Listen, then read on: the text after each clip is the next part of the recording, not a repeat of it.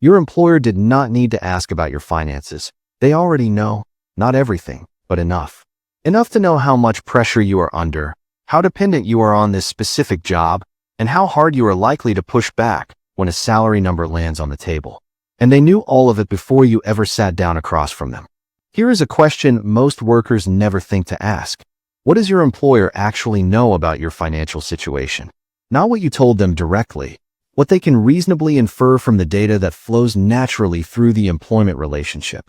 From your benefit elections during open enrollment, from your retirement contribution rate, from your salary history within the organization, from the financial wellness programs you did or did not participate in, from background and credit information gathered legally at the time of hiring, from the simple math of your salary relative to the cost of living in the market where you work. None of this requires any surveillance. None of it is illegal. All of it flows naturally through the structure of employment, and all of it tells a story. A story about how much financial pressure you are currently under, about whether you have a financial cushion, whether you could survive 6 months without this paycheck, whether you are the kind of employee who genuinely has options or the kind who genuinely cannot afford to find out. And that story shapes the employment relationship in ways that most workers never consciously consider. The employment relationship is a negotiation. Every performance review, every salary conversation, every decision about whether to push back on a request that crosses a line. All of it is shaped by the underlying question of how much leverage each party actually has. Your employer sits in that negotiation with a data picture of your leverage. You sit in it with whatever you have figured out on your own. By the end of this video, you will understand exactly what that data picture contains, how it shapes the relationship in ways most workers never see, and the specific steps that change the dynamic in your favor. Let us start with the most direct data source. Every year, during open enrollment, you make decisions about health insurance coverage levels, flexible spending account contributions, life insurance amounts, and retirement plan participation. Those decisions are visible to your HR department, and they are remarkably informative about your financial position. Consider health insurance plan selection. Most employers offer multiple tiers, from high-deductible plans with lower premiums to low-deductible plans with higher premiums.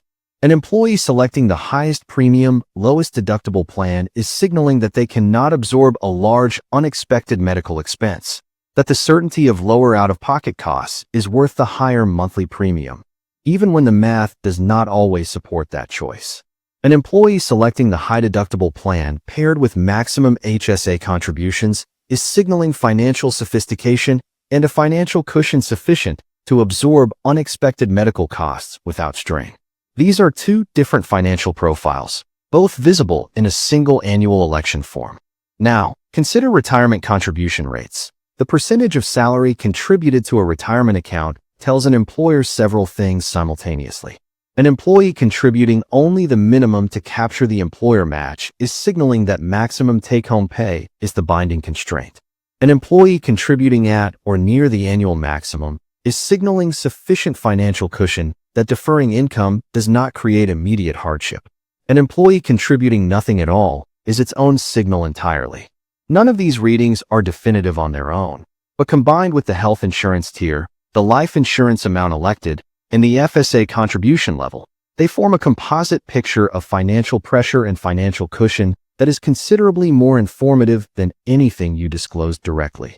Now, here is the dimension most employees never consider. This data is not just visible to HR as individual files. It is visible as aggregate patterns through workforce analytics tools that many mid-size and large employers now use.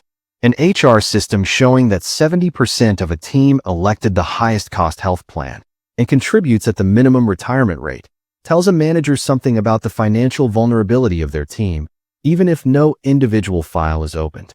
The aggregate pattern and the individual inference are not as cleanly separated as most employees assume. A manager who knows their team is under significant financial pressure relates to salary conversations, performance expectations, and retention risk differently than one who knows their team has financial options. The explicit claim of most HR functions is that individual benefit data is confidential and not shared with direct managers.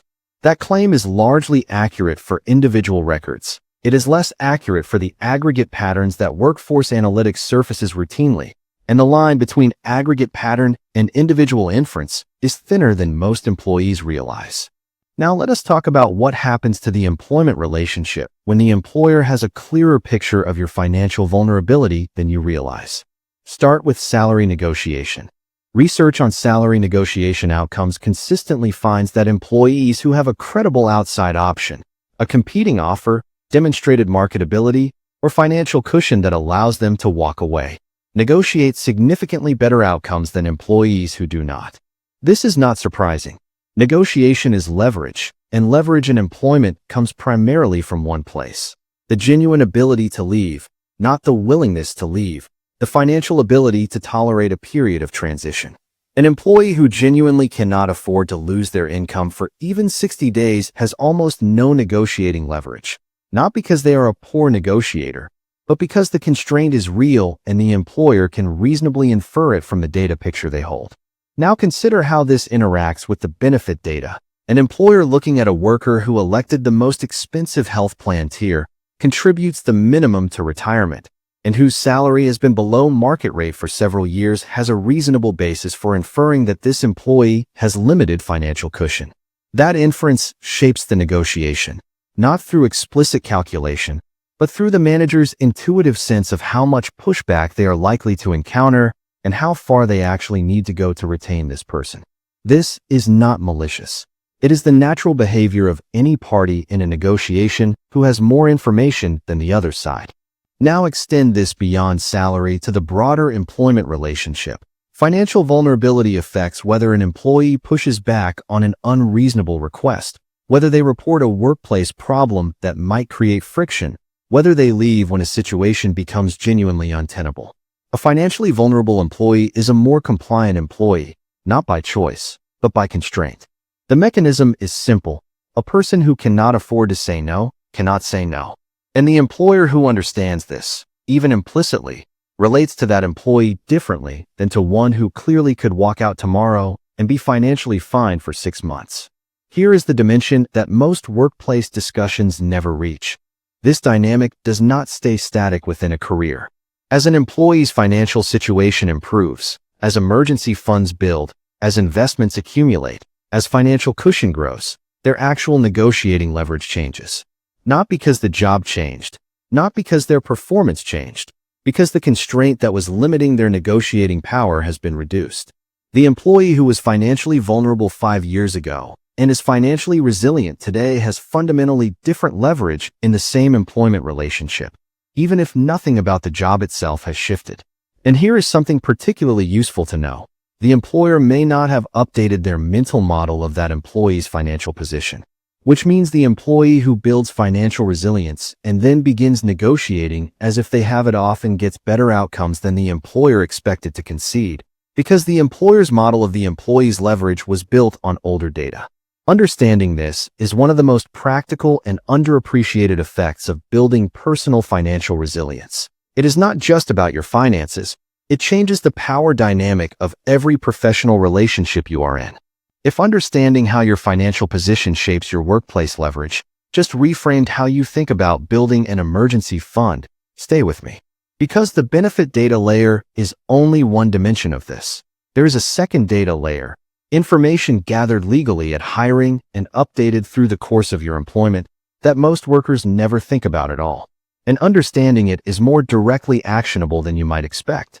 At the time of hiring, most employers conduct background checks, and in many industries, those background checks include credit reports, not credit scores. Credit reports are different. A credit report shows outstanding debt levels, payment history, and financial obligations in detail. The legal framework around employment credit checks varies significantly by jurisdiction. Some states and countries restrict them substantially. Others permit them broadly for roles involving financial responsibility or security clearances. But where permitted, a credit check at hiring gives an employer a detailed snapshot of a new employee's financial obligations before they ever walk through the door. Debt levels, payment history, outstanding loans, any indicators of financial distress. All of it visible, combined with the salary being offered, producing a picture of how financially constrained the new employee is likely to be. Now here is the layer that has grown significantly in recent years: Employee financial wellness programs. Many mid-sized to large employers now offer financial wellness benefits, tools that help employees manage debt, build emergency funds, access earned wages before payday, or receive financial counseling. These programs are genuinely well-intentioned in most cases. Financial stress is one of the most documented causes of reduced workplace productivity, absenteeism, and employee turnover, and employers benefit from financially healthier employees. But here is the data dimension most employees overlook: participation in financial wellness programs, and particularly the use of early wage access tools, tells the employer's HR systems something specific about an employee's financial situation. An employee who regularly accesses early wage payment is living paycheck to paycheck. An employee who uses debt management counseling through the employer program has active debt management challenges. An employee who has never touched any of the financial wellness offerings either does not need them or does not trust the employer's involvement in their finances. Each of these is a data point, and while most programs are administered through third-party vendors with confidentiality commitments, the aggregate patterns are often visible to HR analytics functions, just as benefit election patterns are visible without individual files being opened. Now add the salary data layer. Your employer knows your salary history within the organization, your salary relative to other employees in equivalent roles, and how your compensation compares to the market rate for your role, because they have access to compensation benchmarking data that most employees do not. A below-market salary, combined with minimum retirement contributions, high-cost health plan election, and regular early wage access usage, paints a specific and coherent picture of financial vulnerability.